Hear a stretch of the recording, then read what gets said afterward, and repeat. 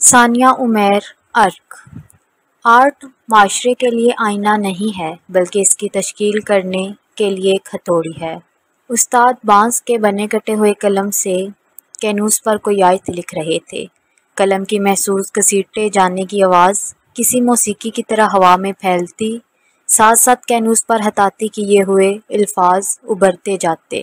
قلم تو وہ شے ہے جسے سکھانے کا حکم آیا ہے۔ بارش استاد نے مہارت سے لکھتے ہوئے چند ساعتوں کے لیے مڑ کر طالب علم کو دیکھا اور پرجوش انداز میں کہا، ان کا فن ان کی رگوں میں ایک ولولے کی طرح گردش کرتا تھا۔ اپنی کرسی پر بیٹھے مطیب نے اپنے قلم کو ایک بار پھر پینٹ میں دبویا اور اپنے استاد کی تقلید کرنے لگا۔ مطیب اپنے استاد سے بہت متاثر تھا۔ وہ سادہ سے حلیے میں رہنے والے ایک دانا آرٹسٹ تھے۔ فن حتاطی میں تو وہ استادوں کے استاد تھے۔ وہ ایوارڈ یافتہ حتاط تھے جنہوں نے بے شمار کتابیں تحریک کی تھیں۔ ان کی کلیکشن میں ایران، انڈیا اور سری لنکا سے آئے قلم موجود تھے۔ وہ دارچینی کو بھی تراش کر قلم گھڑ لیتے تھے۔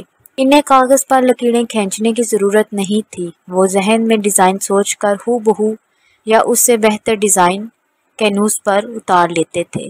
جب وہ کام میں مگن ہو کر فن پارے تخلیق کرتے تھے تو ان کو دیکھنا ہی اپنے آپ میں ایک تفریح ہوتی تھی۔ اسے اپنے استاد میں ایک مذہبی اسکالر بھی نظر آتا تھا۔ شاید یہ حتاطی کا فن ایسا ہی تھا جو آرٹسٹ کو اللہ کا نام لکھنا سکھاتے اس کی شخصیت کے ابواب بھی کھل کر دکھانے لگتا ہے۔ اس لیے مطیب کو یہ ہنر سیکھنا عبادت لگتا تھا۔ وہ ایک بار پھر سیاہی میں قلم ڈبو کر استاد کی تقلید کرنے لگا۔ اس کے اندر بھی ایک فطری آرٹسٹ موجود تھا جسے سنورنے کے لیے ابھی کئی مراحل طے کرنے تھے۔ وہ توجہ سے کام کرنے لگا مگر کچھ کمی تھی۔ اسے اپنے سفر کے اختتام پر خود میں ایک خطاط نظر نہیں آتا تھا۔ اب خدا جانے کہ یہ نظر کا قصور تھا یا دل کا۔ سر اسامہ ٹیبل پر کینوس رکھ کر اس پر ٹیوب سے رنگ انڈیل رہے تھے۔ نیلا رنگ، آسمانی، فیروزی، گہرا نیلا اور وہ نیلا جس پر سیاہ کا گمان ہوتا تھا۔ مطیب نے انہیں ہمیشہ یہی کہتے سنا تھا کہ مجھے رنگوں سے اتنا پیار ہے کہ لفظوں کی گرفت ہی چھوٹ گئی ہے۔ اب میں رنگوں سے بات کرتا ہوں، انہی سے بے لفظ قصے سناتا ہوں اور شعر تک کہہ جاتا ہوں۔ مطیب سوچتا تھا کہ یقیناً وہ کوئی ملنگ ہی ہیں جو اتنی قابلیت اور ہنر کے بدلے میں ملنے والی اسی سادہ سی زندگی پر مطمئن ہے۔ یہ 3 سالہ آرٹ ڈپلومہ کورس تھا جس میں مطیب کو بڑی جستجو سے داخلہ ملا تھا۔ تنگ و دو سے حاصل کی گئی یہ آرٹ اسکول کی کرسی مطیب کو اب چبھنے لگی تھی۔ وہ ہنر مند تھا اور 10 سال بعد خود کو عالی شان نہیں مگر پرسکون زندگی گزارتے ہوئے ضرور دیکھنا چاہتا تھا۔ مگر یہاں اس کے اندر کا آرٹسٹ پرسکون ہونے کے بجائے غیر آرامدہ ہونے لگا تھا۔ مطیب نے سر جھٹک کر سر اسامہ کے کام پر توجہ دی۔ سر اسامہ پانی چھڑک کر ہاتھوں سے کینوس پر رنگ پھیلا رہے تھے۔ کینوس پر ہلکے نیلے سمندر پر چھائی گہری نیلی رات کا منظر ابھرنے لگا تھا۔ اتنا سناٹا کیوں ہے بھائی؟ مطیب کینٹین میں گم سم بیٹھا تھا جب احمد نے فلمی ڈائیلاگ بول کر اس کا کندھا جھنجھوڑا۔ نہیں تو بس میں ہارون صاحب کے بارے میں سوچ رہا تھا۔ مطیب نے دوست سے نظریں ملانے کے بجائے نگاہیں ہاف سیٹ چائے کی خالی کیٹلی پر ڈالیں۔ سٹیل کی وہ کیتلی آگ پر دہک دہک کر باہر سے کالی ہو چکی تھی۔ اس میں سوچنا کیا ہے؟ جمعہ کو سب حال پوچھنے جائیں گے تو تم بھی چلنا۔ اب تو ریکوری میں ہیں، احمد نے سامنے بیٹھتے ہوئے کہا۔ مطیب نے غیر ارادی طور پر قریب موجود ٹوتھ پک اٹھا لی اور اسے کیتلی کی راکھ کریدنے لگا۔ وہ جہاں جہاں ٹوتھ پک رگڑتا تھا وہاں سے کیتلی کا اثر پیلا اور سبز اسٹیل جھلکنے لگا تھا۔ مطیب ایک بار پھر سوچ میں ڈوب گیا۔ آرٹ ڈپلومے کے اس فیصلے پر وہ اس وقت سے نظر ثانی کرنا شروع ہو گیا تھا جب سے اس نے ہارون صاحب کے مجسمہ سازی کی کلاس اٹینڈ کی تھی۔ وہ ہنر جو حتاطی میں عبادت لگتا تھا مجسمہ سازی میں گناہ کبیرہ کی شکل میں آنے لگا تھا۔ اس کے بعد ہارون صاحب کی علالت نے اسے بری طرح جھنجھوڑا تھا۔ انہیں آپریشن کروانا تھا اور ان کے پاس وسائل نہیں تھے۔ ان کے اسٹوڈنٹس نے مہم چلا کر ان کے آپریشن کے لیے پیسے اکٹھے کیے تھے۔ یار تو پھر اسٹیچو کیوں بن گیا ہے؟ احمد نے اس کی الجھن بھانپ لی تھی، اس لیے اس کے سامنے چٹکی بجائی۔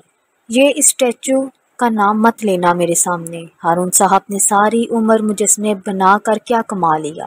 جب علاج کی ضرورت آئی تو چندہ اکٹھا کرنا پڑا، مطیب بگڑ کر بولا۔ اس کے ہاتھ مزید تیزی سے ٹوتھ پک رگڑ رگڑ کر کیتلی پر پھول بوٹے بنانے لگے۔ ساری عمر اپنی پسند کا کام سینہ ٹھوک کر کیا، خوشباش زندگی گزاری، اور جب بیمار پڑے تو سینکڑوں جان نثار موجود تھے ان کی مدد کرنے کے لیے۔ احمد اس تصویر کا بالکل ہی الگ رخ دیکھ رہا تھا۔ وہ فلموں میں دکھاتے ہیں نا، آرٹ گیلری میں آرٹسٹ نازک سا گلاس پکڑے تعریفیں بٹور رہا ہوتا ہے، اصل زندگی میں ایسا کچھ گنے چنے لوگوں کے ساتھ ہی ہوتا ہے۔ مطیب کو ایک بری لت لگ گئی تھی۔ وہ راستے کو بھرپور طریقے سے طے کرنے کے بجائے کام گننے بیٹھ گیا تھا اور اس لیے ہانپنے لگا تھا۔ اس سے اچھی تو میرے ابا کی کلرک کی والی نوکری ہی ہے۔ خشک فائلوں میں ساری عمر گزاری مگر ہاتھ تو نہیں پھیلانے پڑے۔ عزت سے معاشرے میں جی رہے ہیں۔ مطیب کی ٹوتھ پک اس کی گرفت سے ٹوٹ گئی تو اس نے دوسری اٹھا لی اور پھر کیتلی کو رگڑنے لگا۔ بہت اچھے، بن جاؤ گھڑی کی سوئیوں پر چلنے والے، ملز لگا لو، انڈسٹری بنا لو، پھر وہی کرو جو یہ تمام دولت مند کرتے ہیں۔ وہ اپنا تمام پیسہ خرچ کر کے سکون حاصل کرنا چاہتے ہیں، اپنے گھروں کو ہارون صاحب جیسے آرٹسٹوں کی تخلیقات سے بھر دیتے ہیں، پینٹنگ کے رنگوں میں مجسموں کے حدود حال دیکھ دیکھ کر زندگی کے معنی ڈھونڈتے ہیں۔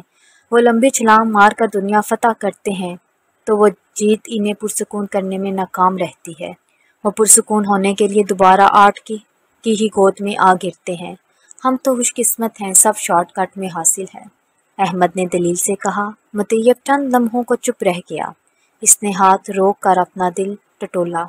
ضدی دل اب بھی وہی بات کر رہا تھا۔ اسی وحشت میں وہ ایک بار پھر کیتلی کی راکھ کریدنے لگا۔ پھر شاید میں سچا آرٹسٹ ہوں ہی نہیں جو اتنی جلدی بے سکون اور نا امید ہو گیا ہوں، مطیب نے سنجیدگی سے کہا تھا۔ احمد چند لمحوں کو قائل ہو بھی گیا تھا، پھر اس نے مطیب کے ہاتھ میں موجود کیتلی دیکھی جس پر وہ بڑی مہارت سے نقش و نگار بنا رہا تھا۔ گول پہندے والی کیتلی مغلیہ دور کی کسی عمارت کی گنبد کی مانند لگ رہی تھی جس پر سبز اور پیلی میناکاری ہوئی ہو۔ احمد کو ہنسی آ گئی۔ یہ سب تم باتیں ہی کرتے ہو، فارغ بیٹھتے ہو تو بھی آرٹ کا شاہکار بنا لیتے ہو، تم اس فن کو اپنے اندر سے نہیں نکال سکتے۔ احمد کچھ پرسکون ہو گیا۔ مطیب اپنے ہاتھ میں تھامی کیتلی دیکھ کر دم بہت رہ گیا۔ وہ تو بے خیالی میں اس پر ڈیزائن بنا چکا تھا، اسے تو احساس بھی نہ ہوا وہ کیا کر رہا ہے۔ اس کی انگلیاں اس کیتلی پر نقش و نگار مکمل کرنے کو بے چین ہو رہی تھی، مگر اس نے ہاتھ روک لیا۔ اسے فیصلہ کرنا تھا، اس لمحے بہت بڑا فیصلہ کرنا تھا۔ نہیں یار، یہ شوق بہت اچھا ہے مگر یہ کورس مکمل نہیں کر سکتا، میرا اب اس میں دل نہیں لگتا۔ مطیب نے ٹوتھ پک توڑ کر ٹیبل پر رکھی۔ فیصلہ ہو گیا تھا۔ پھر کیا کرو گے؟ احمد نے مخلصانہ سوال کیا۔ مطیب ایک بار پھر خاموش ہو گیا۔ اس کے پاس جواب ہی نہیں تھا۔ صوم و صلوات کی سالوں کی پابندی نے سرفراز نعیم کو ایسی پکی عادت ڈال دی تھی کہ انہیں فجر پر جاگنے کے لیے کسی الارم کی ضرورت نہیں پڑتی تھی۔ اذان سے چند لمحوں پہلے ان کی نیند خود بخود ٹوٹ جاتی تھی۔ اس روز بھی وہ عادتاً ہی بستر سے اٹھ کر صحن کی طرف چل پڑے۔ راستے میں خلاف معمول ایک چارپائی پڑی تھی جس سے انہیں اندھیرے میں ٹھوکر لگی۔ فاہرہ!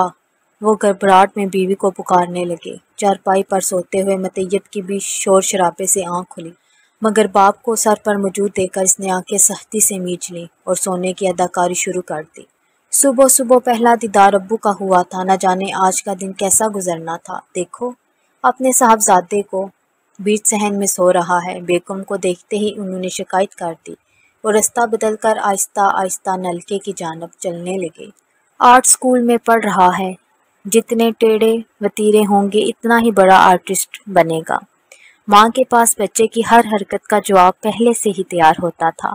مصنوعی سوتے ہوئے مطیب کو جھرجھری آئی۔ اس نے گھر والوں سے جھوٹ بولا تھا کہ وہ چھٹیوں پر گھر آیا ہے، جبکہ در حقیقت وہ پڑھائی کو حیدرآباد کہہ آیا تھا۔ کچھ زیادہ لمبی رخصت نہیں ہو گئی برخوردار کی۔ باپ کی نظر اس کے سوئے وجود پر پڑی تو مطیب دم سادے لیٹا رہا۔ آج تو جیسے راز افشاں ہونے کا دن تھا۔ وہ رات میں چارپائی پر آ لیٹتا تھا اور کچھ دیر گانے سنتا، تارے دیکھتا، پھر واپس اندر جا کر سو جاتا۔ پچھلی رات آنکھ لگ گئی اور برآمدے میں ہی سوتا رہ گیا۔ ناشتے پر اسے بھی اٹھا دینا، پوچھوں گا کیسا چل رہا ہے۔ سرفراز نے بہت سنجیدگی سے حکم صادر کیا۔ جی اچھا، جگا دوں گی، فاہرہ تابعداری سے بولی۔ مطیب تو پہلے ہی جاگ رہا تھا اور باپ کے ارادے کو جان کر اس کے ہوش اڑ گئے۔ ناشتے سے پہلے ہی وہ گھر سے نکل گیا۔ اس کے آرٹ سکول کے دوست پاک پتن کے میلے میں جا رہے تھے۔ وہ بھی ان کے ساتھ دریائے ستلج کے کنارے واقع اس شہر کو چلا گیا، جہاں کی مٹی پر تاریخ کے کئی بڑے جنگجوؤں اور معلوموں نے بھی اسے اپنے قدمے ثبت کیے تھے۔ وہ آرٹ کے اسٹوڈنٹس تھے، ہر چیز کو اپنے انداز سے دیکھتے تھے۔ میلے میں بننے والے باندھ باندھ کے پکوان کسی آرٹ کے نمونے سے کم نہیں تھے۔ گول گول ڈوبتے سورج کے رنگ کی جلیبیاں، جنہیں دیکھتے ہی کرشمے کی طرح منہ میں پانی بھر جاتا۔ مسالے سے سجا تجریدی آرٹ جیسا قتلمہ، شیشے کی بوتلوں میں سجے رنگا رنگ شربت اور پھلوں کے رس۔ ان کے اندر موجود آرٹسٹوں کو لبھانے کے لیے وہاں بہت کچھ تھا۔ ڈھولک کی تھاپ پر دمال ڈالتے مردوں کے رقص کو دیکھ کر ان کے قدم بھی تھر گئے۔ انعام کی لالچ نے انہوں نے بھی کئی کھیل تماشوں میں نشانے لگائے۔ پھر وہ شہر گھومنے کی نیت سے قریبی بازار میں آ نکلے۔ یہ بہت مشہور دکان ہے، حسیب صاحب نے دائیں طرف اشارہ کیا۔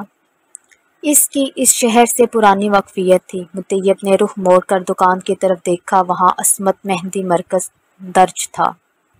پہلے یہ پاس والے دربار کی سیڑھیوں پر بیٹھ کر مہندی لگاتا تھا، اب تو کئی سال سے اپنی دکان ہے۔ حسیب پھر بولا، لگاتا تھا؟ مطیب کو لگا اس نے صنف سننے میں غلطی ہوئی ہے۔ ہاں، آدمی ہے، یہ تو 70-80 کی دہائی سے مہندی لگاتا ہے، عرق والی مہندی۔ مطیب کو بڑی کشش محسوس ہوئی۔ میں ذرا دیکھ کر آتا ہوں، وہ دوستوں کو کہتا ہوا دکان میں داخل ہو گیا۔ اس کو بڑا شوق ہو رہا ہے زنانیوں میں جانے کا، ایک دوست نے کہا۔ اس نے سب انسنا کر دیا اور پردہ سرکا کر دکان کے اندر چلا گیا۔ پہلی نظر میں ہی اس کو ایک خوشگوار دھچکا لگا۔ وہاں 4-5 لڑکے اپنے استاد کی سرپرستی میں مہندی لگا رہے تھے۔ سب نے اپنے سامنے میز رکھ کر اس پر ایک ٹیڑھا فوم رکھا ہوا تھا۔ لڑکیوں نے اپنے ہاتھ فوم پر رکھے تھے۔ وہ بڑی مہارت سے موٹی چوڑی سی سرنج میں عرق بھر کر گاہک کا ہاتھ بنا چھوئے عرق والی مہندی لگا رہے تھے۔ ہتھیلیوں پر سرخ عرق بکھرتا دیکھ کر مطیب کو عجیب سی سکون محسوس ہوا۔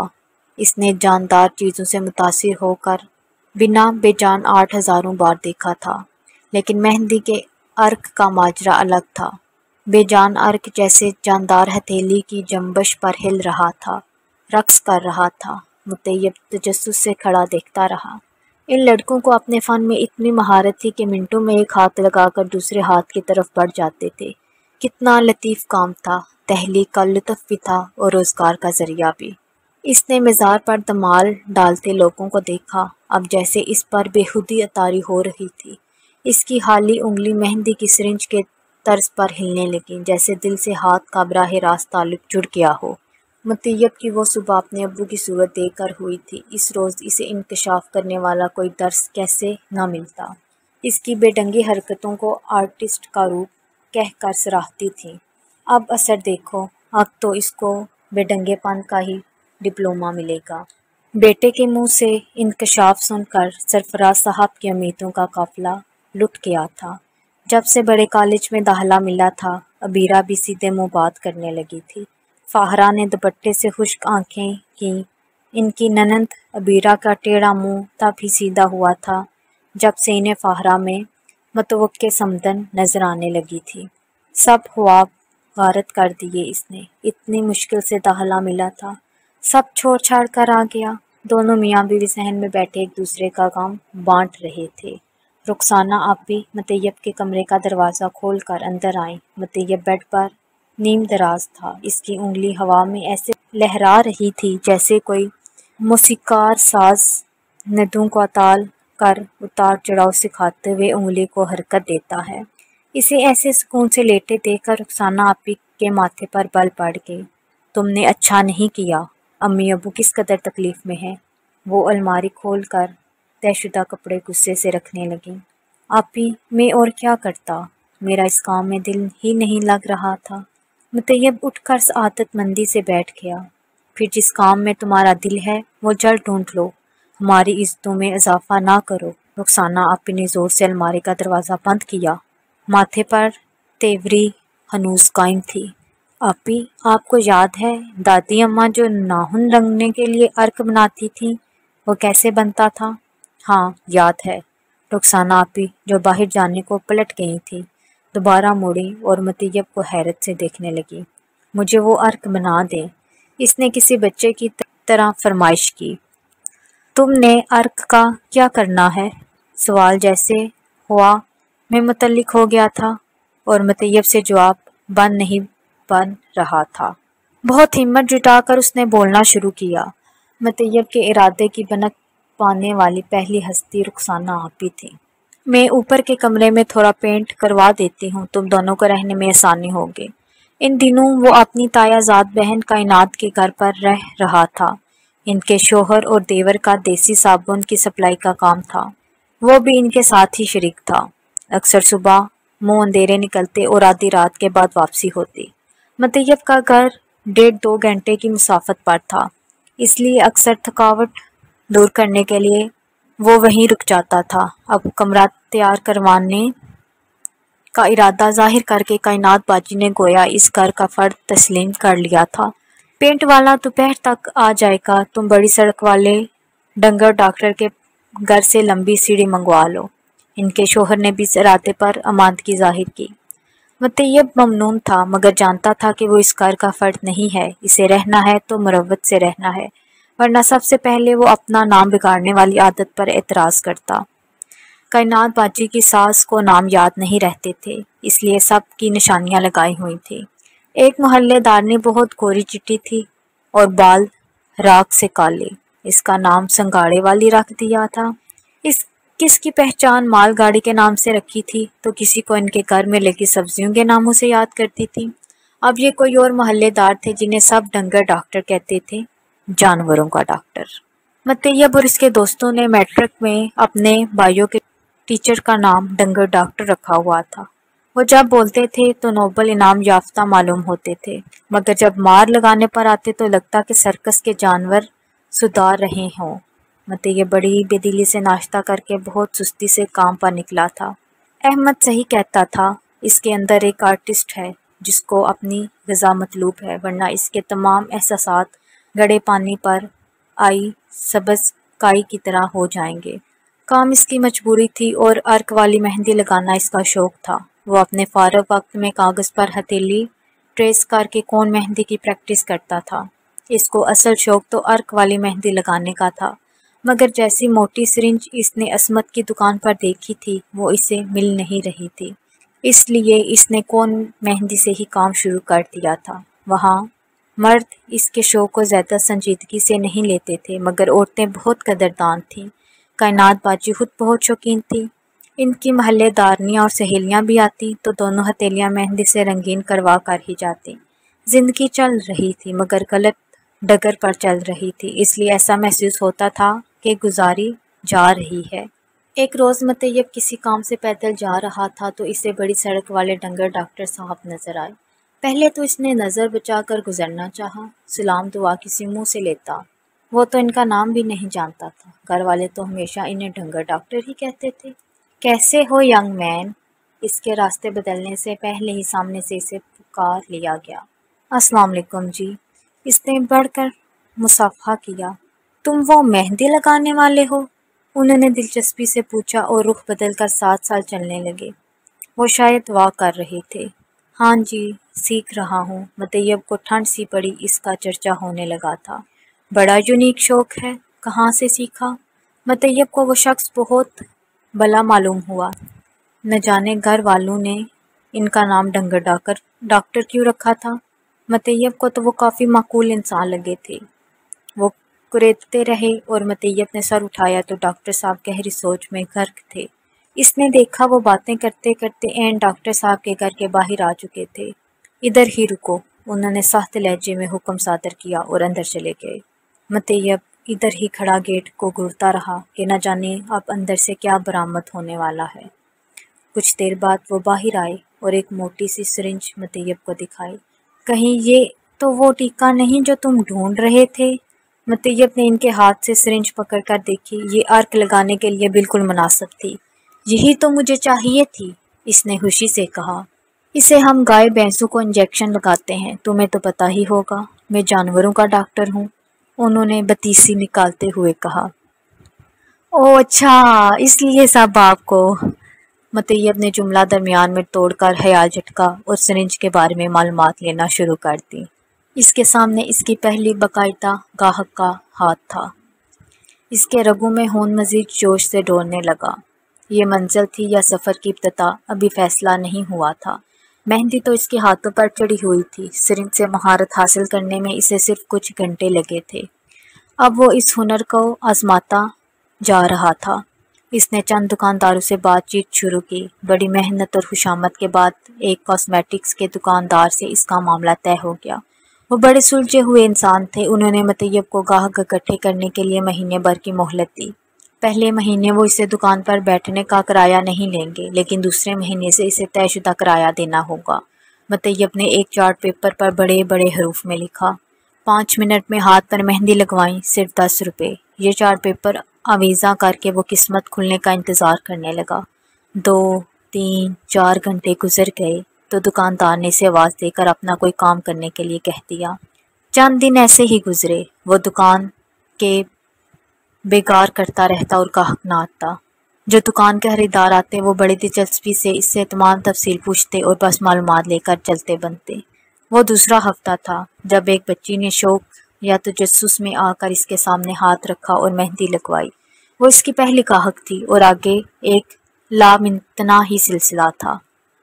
معاشرے کا تو وہ وتیرہ ہی بدل گیا ہے۔ مرد کھانے پکا رہے ہیں، مہندیاں لگا رہے ہیں اور عورتیں چل پڑی ہیں ٹرک ٹیکسیاں چلانے۔ عبیرہ پھوپھو گفتگو میں جو باتیں زبان پر لا چکی تھیں، ان میں یہ جملہ سب سے بے ضرر تھا۔ فاہرہ کا بیٹا تو زنہا ہو گیا ہے، دکان پر بیٹھ کر عورتوں کو مہندی لگاتا ہے۔ مطیب خود تو گھر سے دور تھا، مگر اس کے چرچے ہر وقت گھر پر منڈلاتے رہتے تھے۔ رشتہ داروں کے محفل میں مقبول ترین موضوع مطیب کا عورتوں میں گھرے رہنے کا شوق اور 2 ٹکے کا پیشہ اپنانا تھا۔ وہ اپنی دھن کے اتنے پکے تھے کہ اکثر گھر بھی آ جاتے اور گھر والوں کو ہی بنائی چائے مہتائیاں ڈبو کر کھاتے، ساتھ باتیں بکو کر لگاتے جاتے۔ ان ناپسندیدہ مہمانوں میں عبیرہ پھوپھو سرفہرست تھیں۔ وہ اجمل درزی کے پاس لڑکا کام کرتا تھا جو لیڈیز ریشمی کپڑوں کا ماسٹر تھا۔ عبیرہ نے ایک روز گھر آ کر بہت فکر مندی سے فاہرہ کو کہا، مجھے تو اس کے سرمے سے پہلے ہی گن آتی تھی۔ اس کی شادی ہوئی 4 ہفتے میں لڑکی کانوں کی ہاتھ لگا کر واپس چلی گئی۔ کہتی تھی کہ لڑکے کی خصلتیں عورتوں والی ہیں۔ انہوں نے خصلتیں پر میں نے حیرانداز میں زور دیتے ہوئے رازداری سے کہا، جیسے ان سے مخلص کوئی نہ ہو، ابھی بھی وقت ہے، سنبھال لو اپنے لڑکے کو، یہ زنانہ کام کرتے کرتے زنانہ شوق بھی آ جاتے ہیں۔ بولنے سے پہلے سوچ تو لو کہ تمہاری گود میں پلا بچہ ہے۔ اس نے تو نظر اٹھا کر کبھی پرائی لڑکی کو بھی نہیں دیکھا۔ فاہرہ غصے سے پھٹ پڑی۔ اس کی محبت میں ہی یہ سب کہہ رہی ہوں۔ ایسی بیکار نوکری کرے گا تو کون سی لڑکی ملے گی؟ اس کو ایسا شوہر کسی کو نہیں چاہیے جو سارا دن عورتوں کے ہاتھ پکڑے بیٹھا رہے۔ عبیرہ پھوپھو مطلب پر آئیں۔ تم نے اپنے بیٹوں کی خوب تربیت کی ہے۔ اپنے ہی بستر کی چادر ٹھیک کرنا اپنے لیے توہین سمجھتے ہیں کہ عورتوں کے کام ہے۔ میں نے یہ سیکھ نہیں دی اپنے لڑکے کو، جو کماتا ہے اپنی خودداد صلاحیت سے کماتا ہے، نہ ڈاکہ ڈالتا ہے اور نہ چوری کرتا ہے۔ جن کو نہیں دینی اپنی بیٹی شوق سے ایسے مردوں کے لیے سنبھال کر رکھیں جو عورت کے سنگار کے حق کو سلب کرنا مردانگی سمجھتے ہیں۔ فاہرہ نے ننند کو چپ کروا دیا، مگر اس رات مطیب کو فون کر کے خوب باتیں سنائیں۔ سب کی نظر میرے بیٹوں پر تھی کہ کسی لائق ہوں تو اپنی بیٹیوں کی راہ ہموار کریں۔ اب نہیں لگتا ایسے داماد کے ساتھ سر اٹھا کر نہیں رہ سکیں گی تو باتیں بنا رہی ہیں۔ ماں غصے میں تھی، مطیب کو اچھا نہیں لگا تھا۔ اور ابو؟ اسے ایک ہی شخص کا خیال تھا۔ ان سے تو میں خود بچ بچ کر رہتی ہوں، خدا جانے کیا سوچتے رہتے ہیں۔ میں نے نہیں پوچھا، مگر وسیم بتا رہا تھا۔ مغرب کی جماعت کے بعد کتنے ہی لوگ ان کو گھیر کر کھڑے ہو جاتے ہیں، کہتے ہیں کہ مہندی کا فنکشن تو ہمارے مذہب میں حرام ہے، تمہارا لڑکا مہندی کی رونقیں بڑھا کر گناہ کما رہا ہے۔ فاہرہ نے لفظوں کی لگامیں ڈھیلی چھوڑ دیں۔ مطیب کے سینے پر چھریاں چل رہی تھیں۔ مطیب کا کام وسعت پکڑنے لگا تھا۔ اب شادی کی تقریب سے پہلے اسے گھروں پر بھی بلایا جانے لگا تھا۔ 50 کے قریب عورتوں کو رات مہندی لگانے بیٹھتا تو فجر کی اذانوں تک جا کر فارغ ہوتا، مگر لوگوں کی باتوں کے باعث وہ اس کام کے پھیلاؤ پر صحیح سے خوش بھی نہیں ہو سکا تھا۔ میں چکر لگاتا ہوں، اس نے گمسم سے انداز میں کہا۔ ہاں آؤ، اور اپنے ابو کو بھی خود ہی دیکھو۔ ساری ذمہ داری بیٹے کے کندھے پر ڈال کر وہ خود ہلکی پھلکی ہو گئی تھی۔ جب اس کی جیب خالی ہوتی تھی تو پیٹ کی فکر تھی، کبھی 50 کبھی 100 روپے کی دہاڑی لگتی، دن بہت اچھا ہو تو 300 کی آمدن ہو جاتی، اور ایسے دنوں میں مطیب خوشی سے اڑا اڑا پھرتا تھا۔ اب باقاعدگی سے اچھی آمدن ہونے لگی تھی تو اس کی قابلیت بدنامی لا رہی تھی۔ وہ بڑے جھکے جھکے کندھوں کے ساتھ گھر آیا تھا اور اپنے باپ کے سامنے کھڑا تھا۔ کام کیسا جا رہا ہے؟ انہوں نے سنجیدگی سے پوچھا۔ ٹھیک جا رہا ہے۔ مطیب نے ان کی تسلی کے لیے اعداد و شمار بھی بتائے۔ چلو اچھا ہے، اللہ مزید کامیابیاں دے۔ انہوں نے بڑھ کر بیٹے کا کندھا تھپکا۔ مطیب بونجھکا رہ گیا۔ ابا، مجھے لگا آپ خفا ہوں گے۔ وہ کہے بغیر رہ نہ سکا۔ تم ماشاءاللہ سے اپنے قدم جما رہے ہو، میں خفا کیوں ہوں گا؟ وہ اسے مزید مشکل میں ڈال رہے تھے۔ آپ تو جانتے ہیں خاندان والے کس کس قسم کی باتیں کر رہے ہیں۔ مطیب کو باپ میں اب اپنا خیر خواہ نظر آ رہا تھا، جس کے سامنے وہ اپنا درد کہہ سکتا تھا۔ قدر اور قبر جیتے جی کہاں ملتی ہے، لوگوں کی پرواہ نہ کرو، کبھی تم پر مشکل وقت آئے گا تو یہ رشتہ دار نہیں آئیں گے، تب تم کو تمہارا ہنر ہی استعمال کرنا ہوگا، اس ہنر کی قدر کرو، ان لوگوں کی پرواہ نہ کرو، میں بھی سن کر بھول جاتا ہوں، تم بھی ایسے ہی کرو، بس تم محنت کرو اور پوری ایمانداری سے رزق کماؤ۔ انہوں نے بڑھ کر بیٹے کو سینے سے لگا لیا۔ مطیب کے دل و دماغ پر سکون کرنے والی پھوار برسنے لگی۔ اس کے اپنے پاس اس کے ساتھ تھے، اسے لگا سب مشکلیں ختم ہو گئیں، اسے منزل مل گئی ہے، لیکن اس کا یہ اطمینان وقتی تھا۔ آپ دکان بیچ رہے ہیں؟ مطیب کے ہاتھوں کے طوطے اڑ گئے۔ ہاں میرے بیٹے، میرے لڑکوں کی اپنی نوکریاں ہیں اور مجھے ہی اب اس کی ضرورت نہیں۔ 4.5 لاکھ قیمت لگی ہے، بولو خریدو گے؟ وہ مطیب کے سامنے آ بیٹھے۔ کیوں مذاق کر رہے ہیں؟ 4.5 لاکھ کیا، میرے پاس تو لاکھ بھی نہیں ہوں گے۔ مہینوں محنت کر کے اس نے کام جمایا تھا، سب ہاتھ سے جاتا نظر آ رہا تھا، ایک بار پھر وہ صفر پر دھکیل دیا جانے والا تھا۔ تم سے اس لیے پوچھا ہے کہ پہلا حق تمہارا بنتا تھا، تم نہیں لے سکتے تو کوئی اور ڈھونڈ لیتا ہوں۔ دکان کا بکنا ایک اٹل حقیقت کی طرح سامنے آ رہا تھا۔ مطیب اپنی سرنج، عرق سے بری شیشی اور فوم کا ٹکڑا سامنے رکھ کر بیٹھا تھا۔ اس کی کل متاع بس یہی تھی۔ رخسانہ آپی نے پتیلے میں مہندی، چائے کی پتی اور گڑ ڈال کر دھیمی آنچ پر چڑھا دی تھی۔ اب غور سے دیکھ لو، روز روز نہیں سکھا سکوں گے۔ انہوں نے دوسری بار مطیب کو ٹوکا تھا، جس کا دھیان اپنے پیشے کے نفع نقصان میں پھنسا ہوا تھا۔ اب اس میں یہ چھوٹی پیالی رکھ دو، دھیان رکھنا پیالی دیچکی کے کناروں کو نہ لگے۔ رخسانہ آپی اپنے لمبے چوڑے بھائی کی استاد بنی ہوئی تھی، اب تک مطیب کو وہی عرق بنا کر دیتی تھی، مگر جب سے ان کی شادی کی تاریخ ٹھہری تھی انہوں نے اس کام سے انکار کر دیا تھا۔ ان کے ہاتھوں پر عرق لگ جاتا تھا، اب وہ چاہتی تھیں کہ ان کی شادی تک ان کی ہتھیلیاں بے داغ رہیں۔ انہوں نے تصادقی سے عرق بنانے سے معذرت کی تھی، مگر مطیب دکان بک جانے پر پہلے ہی دل برداشتہ تھا۔ اس کے دل نے یہ انکار زیادہ ہی لے لیا تھا، اسے لگا جیسے قدرت اس کے خلاف جا رہی ہے، اسے اشارے مل رہے تھے کہ رستہ بدل لو، اب یہ ٹھنڈے پانی سے بھری دیچکی مہندی والے پتیلے کے اوپر رکھ دو، رنگین بھاپ کٹوری میں اکٹھی ہو جائے گی اور وہی عرق ہوگا۔ مختصر سا طریقہ کار تھا، مطیب کی سمجھ میں آ گیا، اس نے پھر اپنے ہاتھوں سے عرق بنانا بھی سیکھ لیا۔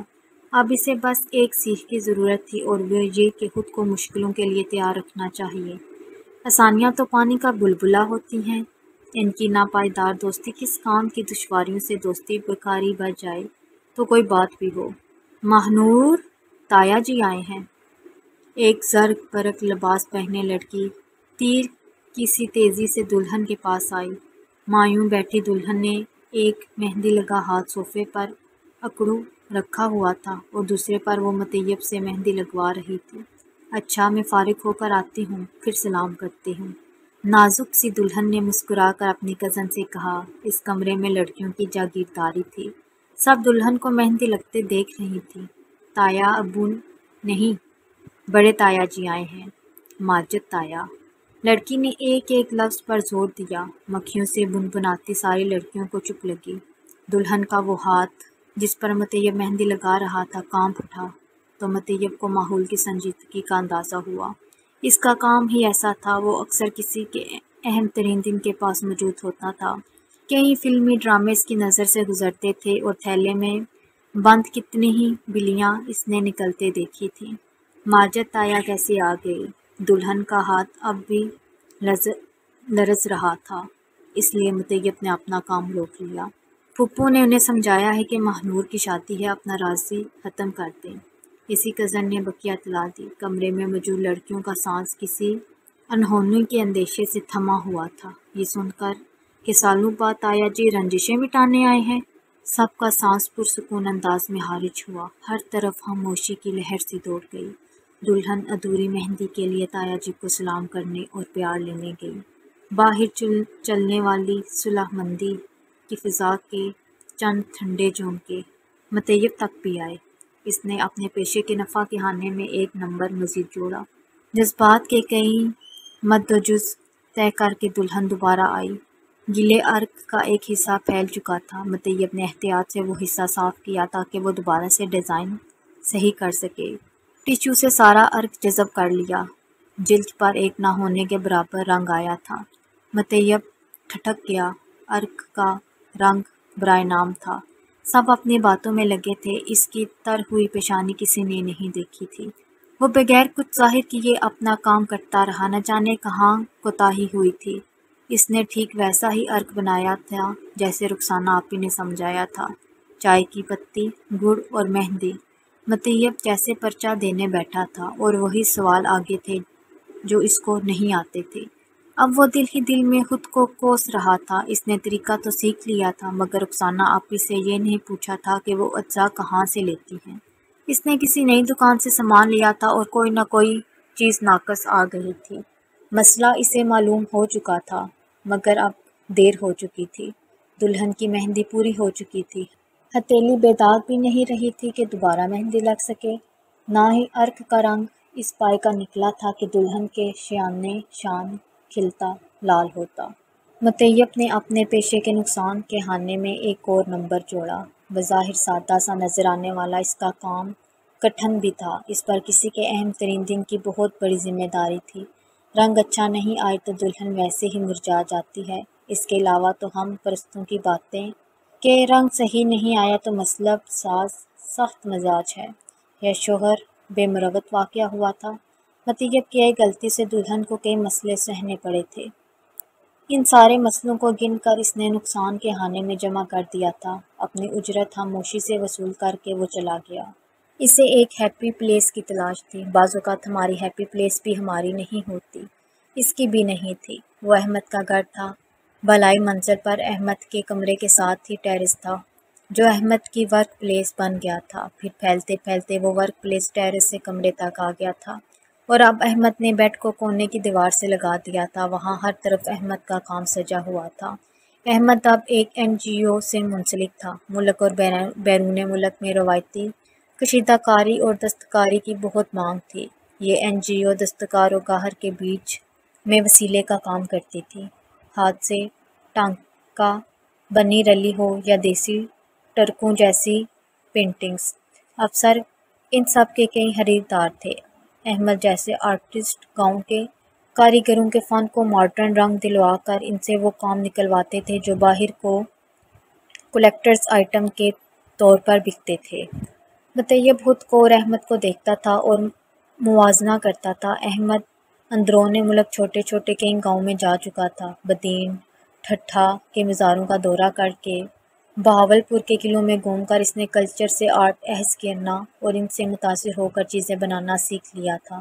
مطیب اس وقت جس پیڑھی پر بیٹھا تھا وہ گاؤں کی نقاشی والی رنگین پیڑھی تھی۔ پاکستان میں 60-8 ہزار مالیت کی چیزیں باہر 70-80 ہزار میں بکتی تھیں۔ احمد اور اس جیسے کئی آرٹسٹ NGOs کے ساتھ مل کر چارپائی کو منجی بیڈ، موڑے کو اسٹول اور خصوں کو پمپس بنا کر باہر لیبل کے ساتھ بیچتے تھے۔ مجھے اسے شوق ہی رکھنا چاہیے تھا، پیشہ نہیں بنانا چاہیے تھا۔ مطیب کے سامنے ایک شیڈو پینٹنگ تھی۔ تم یوں بار بار پٹری بدلو گے تو منزل پر کبھی نہیں پہنچو گے۔ احمد سب کام چھوڑ چھاڑ کر اس کے سامنے بیٹھا ہوا تھا۔ وہ ہر بار اسے اپنی پوری توجہ دیتا تھا، مگر مطیب کا دھیان بٹ بٹ کر اس کے آرٹ ورک میں محو ہو جاتا تھا۔ اس لیے یہ مطیب کا ہیپی پلیس تھا۔ اس کا دل بہلانے کو وہاں بہت کچھ ہوتا تھا۔ آرٹ اسکول چھوڑنے کا فیصلہ غلط نہیں تھا اور شاید مستقبل میں مہندی لگانا چھوڑنا بھی صحیح فیصلہ ثابت ہو جائے۔ سچ پوچھو تو یہ کام مجھے کسی پیشہ لگا ہی نہیں، اس میں لطف آتا تھا اس لیے کرتا رہتا تھا۔ انسان کا آئیڈیل ہمیشہ وہی ہے جس میں اتنا مزہ آنے لگے کہ کام نہ لگے۔ احمد نے چائے کی میز رکھنے کے لیے جگہ بنائی۔ اس دلہن کا سوچو جس کو بے رنگ عرق لگا کر آیا ہوں، وہ کیا یاد کرے گی؟ شادی پر سب اچھا تھا، سالوں سے روٹھے تایا بھی شرکت کرنے آ گئے تھے، بس ایک مہندی کا رنگ پھیکا رہ گیا تھا جس کی وجہ سے اس کا دن وسوسوں میں گزرا۔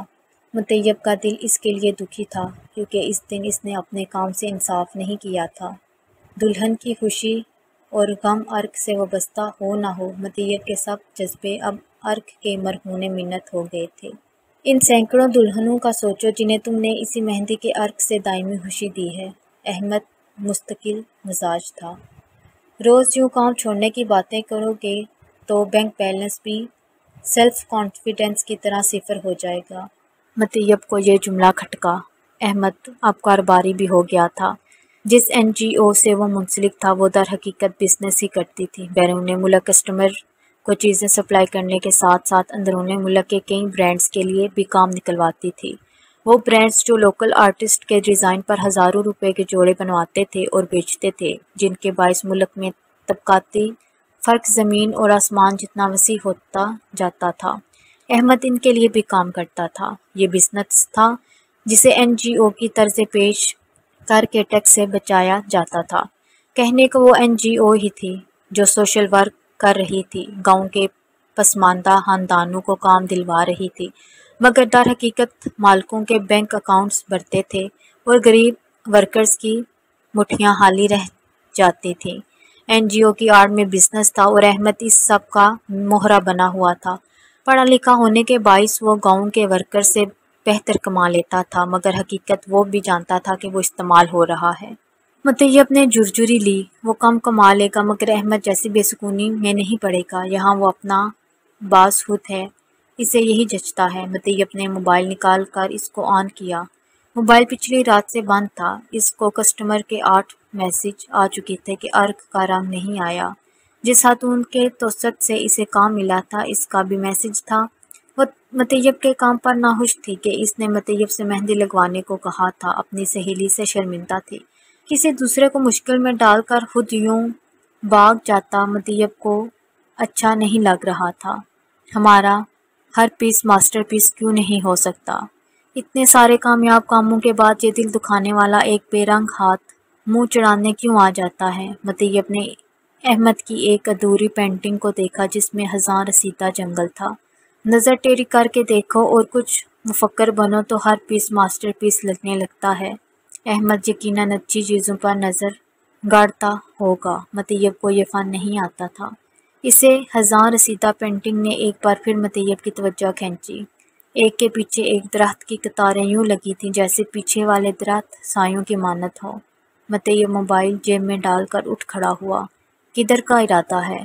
احمد اس کو اچانک اٹھتا دیکھ کر کچھ سمجھ نہ پایا۔ میں تو نظر ٹیڑھی کر کے مفکر بن کر دیکھ لوں گا، امید کرتا ہوں میرے آئیڈیا سے دوسروں کے اندر کا آرٹسٹ بھی جاگ اٹھے۔ مطیب نے الوداعی انداز میں ہاتھ ہلایا اور سیڑھیاں اتر کر جانے لگا۔ احمد مسکرا دیا، وہ سمجھ گیا تھا کہ اس نے انجانے میں مطیب کا مسئلہ حل کر دیا تھا۔ میں اپنی غلطی سدھارنے آیا ہوں۔ مطیب دلہن کے گھر دوبارہ آ گیا تھا۔ 4 گھنٹے بعد اس کی مہندی کا فنکشن شروع ہونے والا ہے۔ میں کل ساری شام آپ کو کال کرتی رہی ہوں، آپ کہاں تھے؟ دلہن کی بڑی بہن اسے دھوکے باز عرق والے کا ٹیگ دے کر گھنٹوں بولتی تھی، اور جب وہ سب پسے پشت ڈال چکی تھی تب وہ واپس آ گیا تھا۔ میں اسی ڈیزائن پر کون مہندی پھیر دوں گا۔ پچھلی مہندی کا پیلا رنگ اور کون مہندی کا گہرا سرخ رنگ مل کر ایسا لگے گا جیسے شیڈڈ مہندی لگی ہے۔ مہندی کا فنکشن تو مہندی لگے ہاتھوں سے ہی اٹینڈ ہو سکتا ہے۔ مطیب کے ذہن میں احمد کی جنگل والی پینٹنگ بسی ہوئی تھی، درختوں کے سائے دار جھنڈ۔ اس نے ویسا ہی عارفانہ سا منظر دلہن کے ہاتھوں پر بھی بنا دیا۔ اس کا آئیڈیا کام کر گیا۔ اس دلہن کی خراب ہونے والی چیزوں میں مطیب عرق مہندی کا نام کبھی نہیں آیا، مگر مطیب کی فہرست میں ابھی ایک مسئلہ باقی تھا، دکان بکنے کا مسئلہ۔ کچھ دنوں سے زندگی میں اتنی بے یقینی تھی کہ وہ بولتا تو داستان غم سنانے لگتا۔ ارے وہ دنیا کی آخری دکان تھوڑا تھی، مون نے سگریٹ کے مرگولے بناتے ہوئے کہا۔ ہاں، پر میرے لیے پہلی تھی۔ جب دوسری دکان ناممکن لگ رہی ہو تو پہلی سے جدائی زیادہ دل جلاتی ہے۔ اس نے لمبی سانس کھینچ کر جلے تمباکو کا دھواں نتنوں سے اپنے اندر اتارتے ہوئے کہا۔ کیوں بادشاہو، کیا شہر میں بازار بند ہو گئے ہیں؟ مون اس کا دوست نہیں تھا، پر اکثر چائے کی دکان پر ملاقات ہو جاتی تھی۔ خریدنے کی تو حیثیت نہیں ہے، کرایہ پر دینے والی بھی 6 ماہ کا کرایہ ایڈوانس مانگتے ہیں۔ دکان کی آمدن بند ہو چکی ہے، اب پیسے کہاں سے جوڑوں گا؟ مطیب نے خالی ہتھیلیاں پھیلائیں جن پر جگہ جگہ عرق نے نشان چھوڑے ہوئے تھے۔ تو سونیو، رات کی شفٹ ڈبل کر لو۔ مون گنجے سر اور موٹے پیٹ والا آدمی تھا۔ ہاں کروں گا، پر ابھی تو چند ماہ مندہ ہے، شادیاں نہیں ہیں۔ مشکل حالات جھیلنے کے لیے ذہنی طور پر تیار ہو چکا تھا۔ کام چاہیے تو میں اس جگہ سیٹنگ کروا دیتا ہوں جہاں ہر رات شادی ہوتی ہے۔ مون واہیات سا کہکا مار کر ہنسا۔ وہ اسے کام آفر کر رہا تھا اور مطیب کو لگ رہا تھا وہ اس پر تھوک رہا ہے۔ وہ شش و پنج میں انگلیاں چٹھانے لگا۔ مون کسی قبیلے کا آدمی تھا، اسے آج سے پہلے معلوم نہیں تھا، اور اب وہ غرض نہیں رکھنا چاہتا تھا۔ نہیں، رہنے دو، مجھے اپنا رزق عزت سے کمانے دو، مطیب نے کچھ بڑک کر کہا۔ تو مہندی لگانے میں کون سی بے عزتی ہو جائے گی؟ مون کے گنجے سر پر تیوری چڑھی خوفناک لگ رہی تھی۔ جتنے ہاتھوں پر پہلے مہندی لگائی ہے، ان سے ان کا پیشہ پوچھ کر لگائی ہے؟ مون نے کڑوا سوال پوچھا۔ ہاں، حساب لیتے ہو کہ ان کی کمائی حلال ہے کہ نہیں؟ بولو، مون نے پوچھا۔ مطیب گونگا ہو گیا۔ نہیں، وہ تم اپنے پیشے کی ہیرے گری کرو، اس سے آگے نہ کوئی تم سے تعلق رکھے گا اور نہ تم رکھنا۔ مون نے اوپر نیچے سگریٹ کے کئی مرگولے چھوڑے۔ اب آخری بار پوچھ رہا ہوں، بات کروں کہ نہیں؟ مون کی نظروں سے جیسے وہ جم گیا تھا۔ وہ نہیں کہتا تو کس وجہ سے کہتا؟ ٹھیک ہے، کرو بات۔ مطیب کے جواب دیتے ہی اس کے حلق میں کڑواہٹ بھر گئی تھی۔ سورج ڈلنے سے پہلے ہی وہ اپنا کام کر کے نکل آیا تھا۔ ابھی تو بلاہانوں میں چراغ بھی نہیں جلے تھے، نہ گھنگروؤں کی آواز تھی، نہ ڈھولکیوں کو تھاپ لگی تھی۔ مطیب کے لیے یہ کام اپنے باقی تمام کاموں سے ذرا برابر مختلف نہیں تھا۔ اس نے بس نظر جھکا کر فوم کے سٹینڈ پر رکھے ہاتھوں کو بنا چھوئے میں عرق سے ڈیزائن بنائے تھے۔ ہمیشہ کی طرح بس مہندی لگائی تھی۔ اسے اپنے کام سے محبت تھی، اور جب وہ محنت سے کام کرتا تھا تو سکون محسوس کرتا تھا۔ اس کے ہاتھ میں عرق کی سرنج ہو اور سامنے ہاتھ ہو تو وہ دنیا سے بیگانہ ہو کر کام میں مگن ہو جاتا تھا۔ اس روز بھی ایسا ہی ہوا تھا۔ مون نے صحیح کہا تھا کہ اسے اپنے پیشے سے انصاف کرنا تھا، اور اس کا پیشہ عرق تک محدود تھا۔ اگر ڈاکٹر صرف من پسند پیشے والوں کا علاج کرنے لگیں تو کتنوں کی موت ہو جائے۔ اللہ کی رحمتیں سب کے لیے یکساں ہیں، دنیا کا قانون تفریق نہیں کرتا، تو وہ کیسے کرے؟ اس دن کے بعد سے اس نے اپنی خوش قسمتی پر خدا کا شکر ادا کرنا شروع کر دیا تھا۔ وہ خوش قسمت ہی تو تھا جو اسے اپنی پسند کا پیشہ اپنانے کا اختیار ملا تھا۔ اس روز اس نے فیصلہ کیا تھا، وہ امیر بنے نہ بنے، اسے اچھا انسان ضرور بننا تھا۔ وہ کیچڑ میں سے پیدا ہونے والا مچھر نہیں تھا، نہ ہی اسے وہ مکھی بننا تھا جو صاف جسم چھوڑ کر رستے گلیز زخموں پر بیٹھتی ہے۔ اسے انسانوں کو انسان سمجھنے والا ایک انسان بننا تھا بس۔ مطیب عرق مہندی مرکز دکان کرائے کی تھی، مگر کام اس کا اپنا تھا۔ اس نے 3 شاگرد لڑکے بھی رکھ لیے تھے۔ وہ کم عمری میں ہی استاد بن چکا تھا۔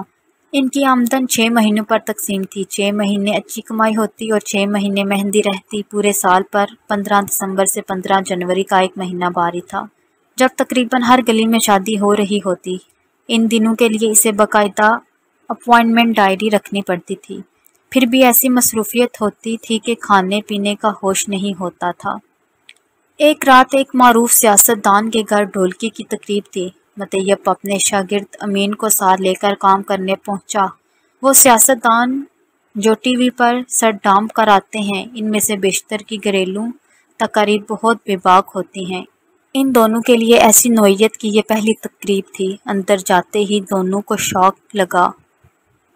سلیو لیس قمیض، بیک لیس بلاؤز پہنے آرام سے گھومتی لڑکیاں اور گرمائش پر فیشن کو ترجیح دیتے لڑکے۔ بھائی جان، فلموں میں یہ سب دیکھ کر اور طرح محسوس ہوتا تھا، مگر لائیو دیکھ کر تے مینوں تے کانبا چڑھ گیا ہے۔ امین کے تو دانت بچنے لگے تھے۔ اندر ہیٹر لگے ہوں گے، فکر نہ کرو، مطیب نے اپنے آپ کو تسلی دی۔ دونوں اندر جا کر کام پر لگ گئے۔ ہیٹروں کی موجودگی کے باوجود دسمبر کے اس آخری ہفتے میں لاہور میں زبان دینے والی سردی تھی۔ سرنج سے مہندی لگاتے ہوئے میرے ہاتھ جم رہے تھے۔ یہ امیر کسی مٹی کے بنے ہوتے ہیں۔ وہ باجی کندھے تک مہندی لگوا کر گئی ہیں، پر ذرا جو انہیں ٹھنڈ لگی ہو۔ چند لمحوں کو انہیں فراغت ملی تو امین نے وہی معمہ پیش کر دیا۔ فنکشن لان میں شامیانے میں ہو رہا تھا اور وہ دونوں موٹی موٹی جیکٹوں میں ٹھٹھرا رہے تھے۔ وہ سنا نہیں، برفانی ریچھ اور شادی کی تقریب میں آئی لڑکیوں کو ٹھنڈ نہیں لگتی۔ مطیب نے انٹرنیٹ پر بڑا لطیفہ سنایا۔ امین کے سارے دانت باہر تھے۔ مطیب تعین نہیں کر سکا کہ وہ لطیفہ سن کر باہر نکلے ہیں یا ٹھنڈ کے باعث۔ ایکسکیوز می، مجھے بھی ٹیٹو بنوانا ہے۔ ایک عورت آئی اور اپنے کھلے بال کندھے پر سامنے کی طرف پھیلا لیے اور رخ موڑ کر اپنی گردن کا پچھلا حصہ مطیب کے آگے کر دیا۔ مطیب اب کافی تجربہ کار ہو چکا تھا۔ ہر چیز اس کے لیے کورا کینوس بن جاتی تھی۔ اس کی طرف توجہ صرف اس کے کام پر ہوتی تھی، اس لیے ایسی بےتکی فرمائشیں بھی اس نے بغیر احتجاج کے پوری کر دیں۔ بسہولت اس عورت کی گردن کے پیچھے ایک گول ٹکی بنا دی۔ لگتا ہے کہ ان کے قبضے میں جن ہے۔ امین زبان جلاتا گرم گرم سوپ چمچے بھر بھر کر پی رہا تھا۔ بظاہر یہ کہ سادہ محدود سا پیشہ تھا، مگر اس کام نے مطیب کو باندھ باندھ کے لوگ دکھائے تھے۔ کب تک دوسروں کی مہندیاں لگاؤ گے؟ اپنی باری کا انتظام کرو۔ فاہرہ اپنے بیٹے کی کامیابی پر بڑا خوش تھی۔ وہ رشتہ دار جو باتیں بناتے تھے اب ان کے آگے پیچھے پھرتے تھے۔ گھر کی کوئی شادی مطیب کی مہندی کے بغیر پوری نہیں ہوتی تھی۔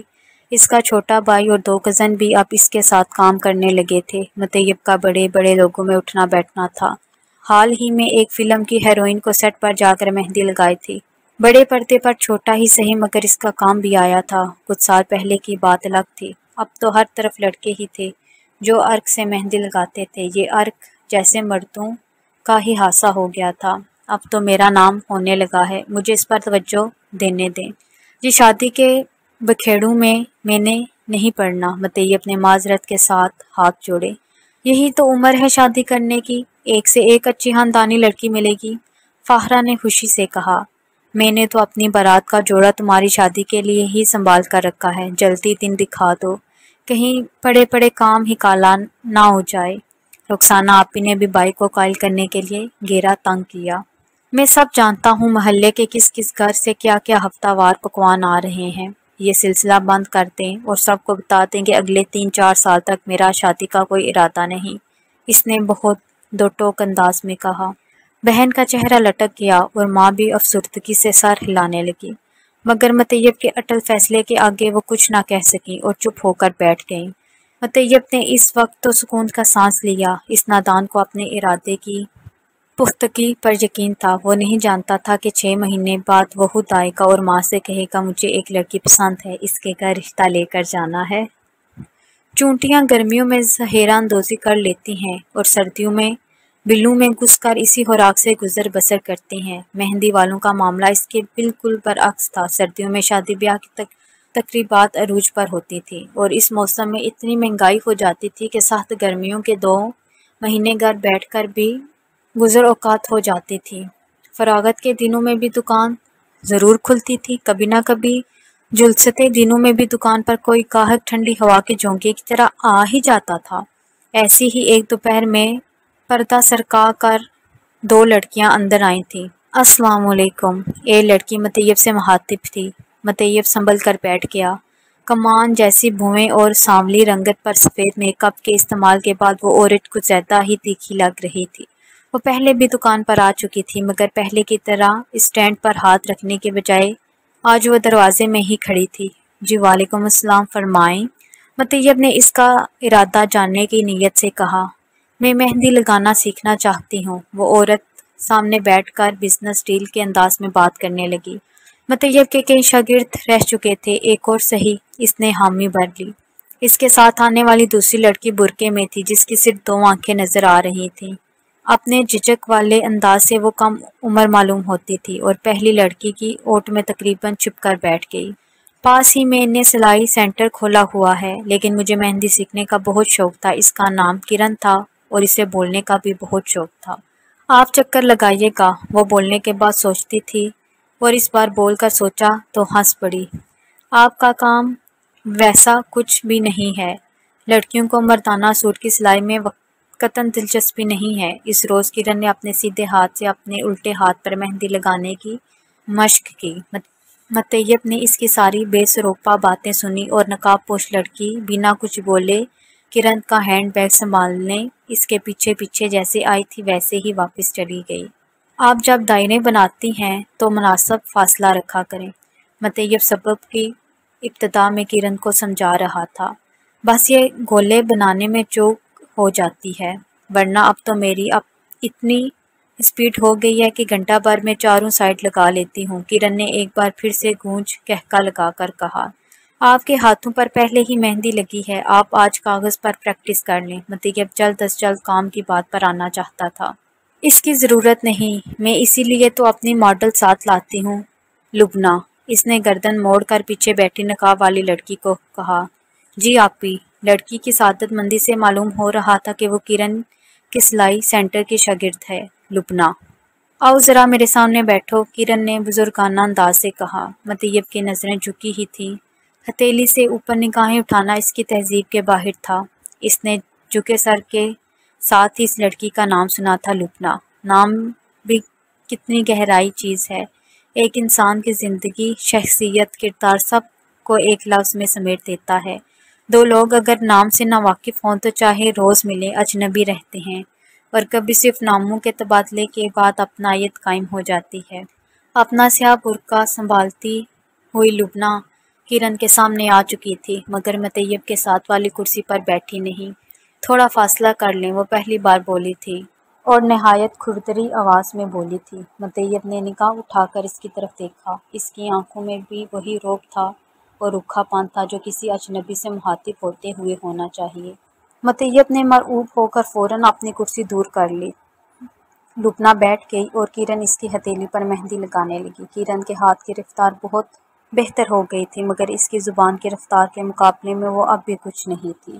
ہتھیلی پر سرخ پھولوں جیسا رنگ آتا ہے تو کلائی پر ایسا لگتا ہے جیسے زنگ لگا ہو، اس لیے مجھے کلائی پر مہندی پسند نہیں، مگر لبنہ کی کلائی اتنی گوری ہے، اس پر سرخ رنگ ہی آئے گا۔ کرن نے لبنہ کی کلائی سے آستین اوپر کرتے ہوئے کہا۔ آستین ذرا سی سرکی تو نظر آیا کہ لبنہ نے کلائی میں دھاتی چوڑیاں پہن رکھی ہیں، اتنا ہی کافی ہے۔ لبنہ نے غیر آرامدہ ہوتے ہوئے آستین دوبارہ نیچے کی۔ کرن نے ایک ہاتھ پر مہندی لگا کر دوسرے ہاتھ کو مہندی سے بھرنے لگی۔ اوہ میری چوڑیاں!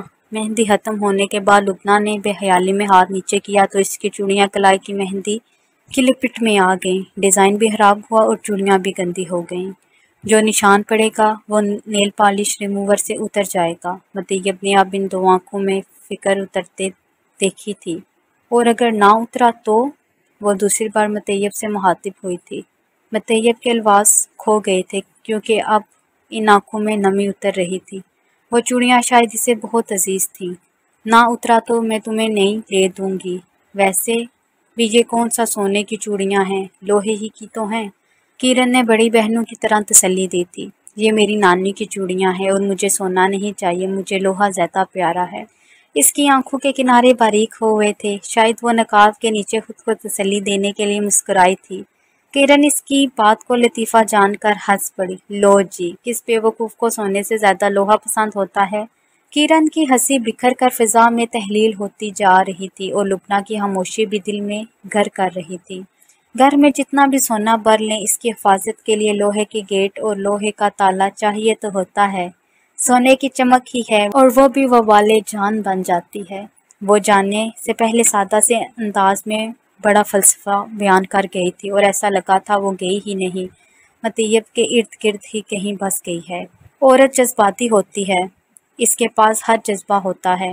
مطیب نے لبنہ کو چند منٹوں میں اکھڑ، نرم، روحانسی، مصلحت، جوادر دانہ ہوتے دیکھا تھا۔ مطیب رات کو بستر پر لیٹتے سوچ رہا تھا، مرد اپنے جذبات چھپا لیتا ہے جبکہ عورت انہیں بہنے دیتی ہے۔ عورت نکاح کی ہلکی سی جنجش سے ہی کئی گنا زیادہ کہہ جاتی ہے۔ مطیب نے کروٹ بدلی ہے۔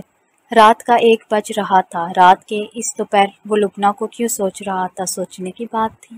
اس روز کرن اکیلی آئی تھی، اپنے مطیب کو اس کے کاموں میں حامیاں نہیں ملتی تھیں، وہ سب کچھ بہت اچھا سیکھ گئی تھی۔ مجھے آپ سے ایک بات کرنی تھی۔ مطیب کی نگاہ اس دن ضرورت سے زیادہ جھکی ہوئی تھی۔ اس کے رازدارانہ انداز نے کرن کو بھی خاموش کر دیا تھا۔ آپ کے ساتھ جو لڑکی آتی ہے لبنہ، میں اس سے شادی کرنا چاہتا ہوں۔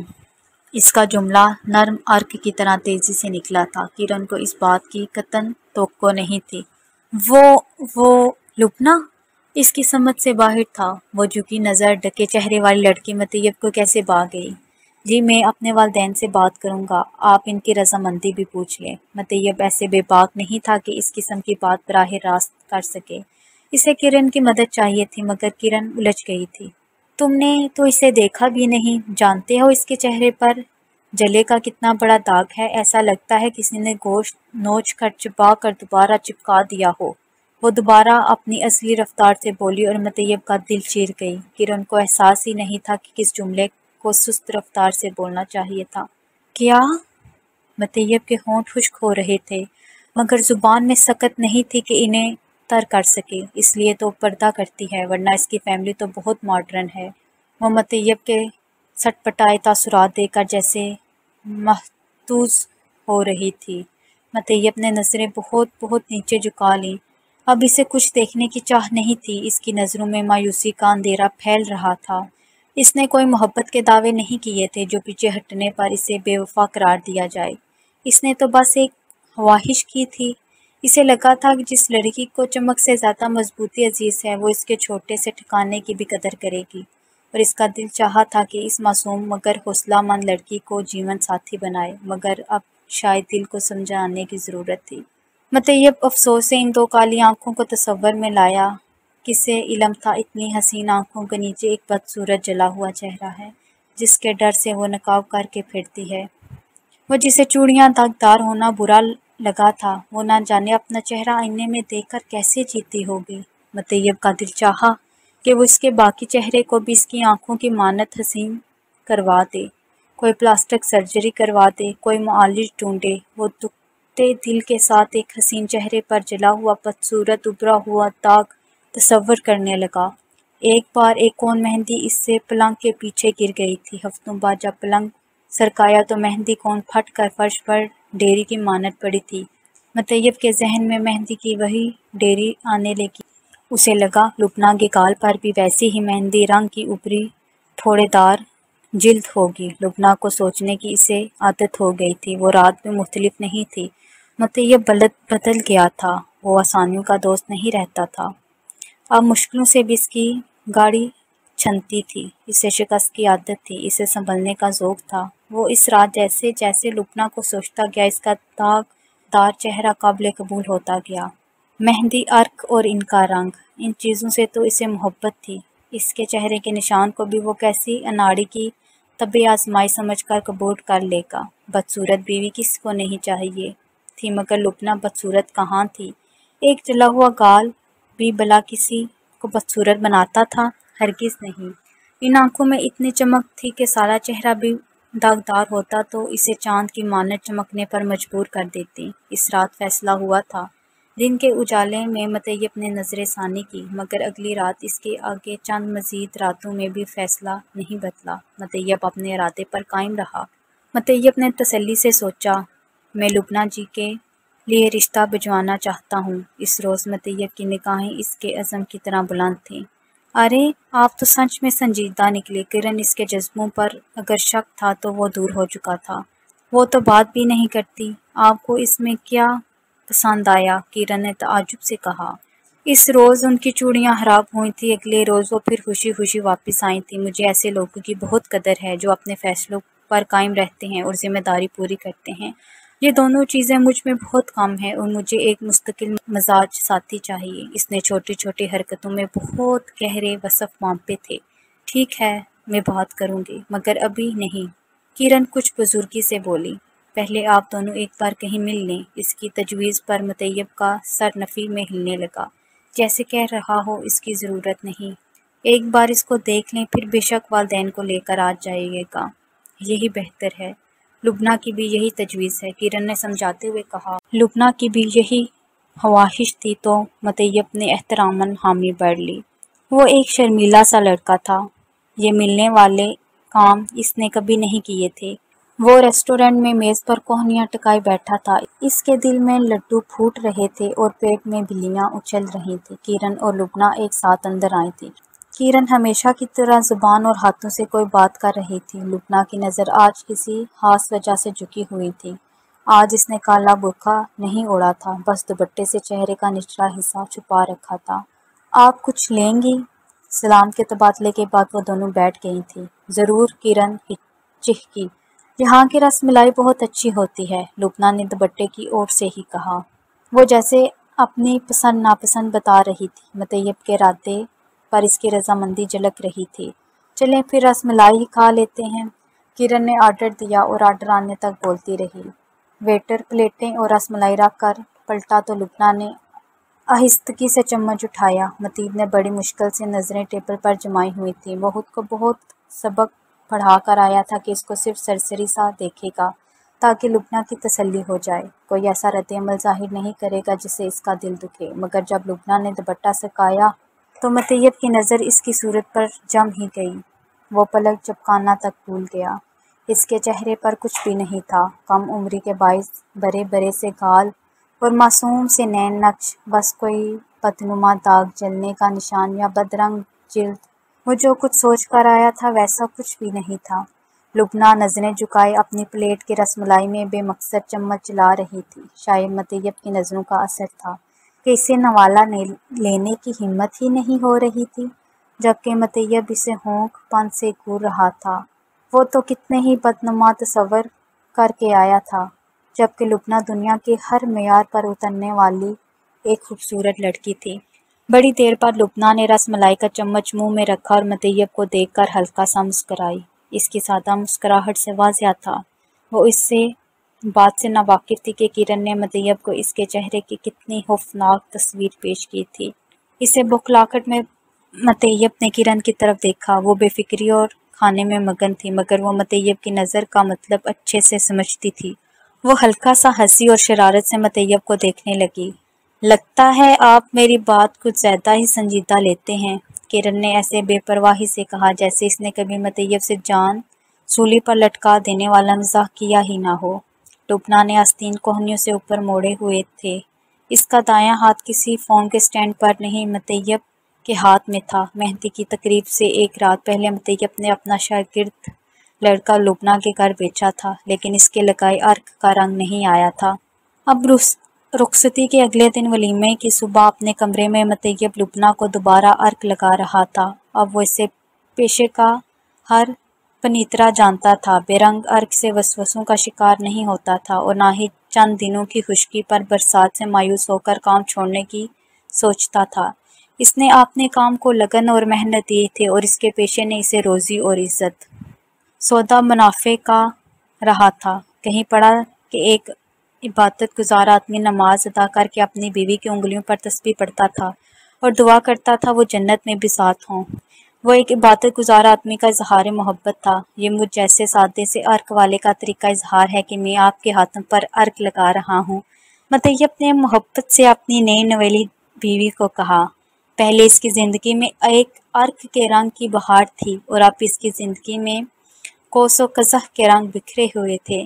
آپ تو آرٹسٹ ہیں، آپ کے اظہار کے طریقے بھی آپ کی طرح اچھوتے ہیں۔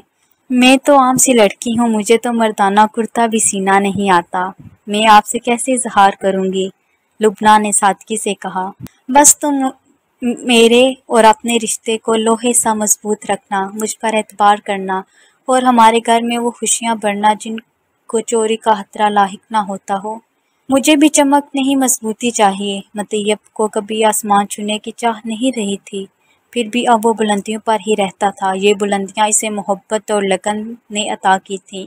یہ اس عرق ریزی کا ثمر تھا جس کا رنگ کبھی مانت نہیں پڑتا۔